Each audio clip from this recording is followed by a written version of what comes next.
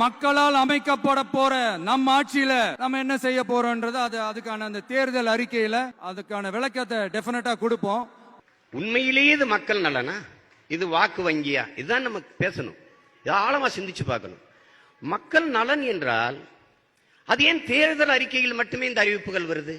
மக்கள் நலன் தான் முதன்மையானது என்றால் தேர்தல் நேரத்தில் மட்டும் இந்த அறிவிப்புகளை செய்ய வேண்டிய அவசியம் என்ன?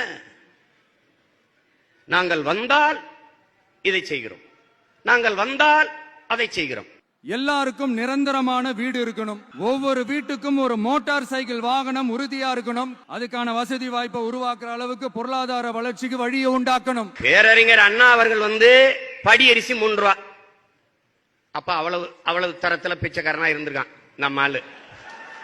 ஐயா கலைஞர் முதல் கையெழுத்து கிலோ அரிசி 2 ரூபா.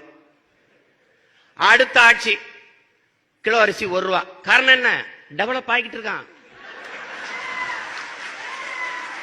2 ரூபா கொடுத்து 1 கிலோ அரிசி வாங்கி சாப்பிடுற நிலைமையில் தான் அன்றைக்கு தமிழ் மக்கள். அதற்கு பிறகு வளர்ந்துட்டான். 1 ரூபா தான் இருக்கு. அதற்கு பிறகு வந்த அரசு ஆட்சி அதுவும் முடியல, இலவசம். அதாவது 1 ரூபா கொடுத்து 1 கிலோ அரிசி வாங்கி சாப்பிட்டு வயிறு வளர்த்து உயிர் வளைக்க முடியாத பிச்சைக்கார நிலையில் என் மக்களை நிறுத்தியதான் இந்த ஆட்சிகள். ஒவ்வொரு வீட்டில் இருக்கிற ஒவ்வொருத்தரும் மினிமம் டிகிரி படிச்சிருக்கணும். என் அன்பிற்குரியவர்களே, கல்வி என்பது மானுட உரிமை. அதை கொடுக்க வேண்டியது அரசின் கடமை. அதை கொடுக்க மறுப்பது, கொடுக்காமல் இருப்பது என்பது மாபெரும் கொடுமை. அதை போராடி நாம் பெறாமல் இருப்பது அறிவிழந்த மடமை என்பதை அருமை தமிழ் சமூக தம்பிதங்கைகள் புரிந்து கொள்ளணும். கல்வி மாணவனுக்கு கொடுக்கணும், அறிவை வளர்க்கிற கல்வியை கொடுக்கணும். அதுக்குத்தான் அரசு.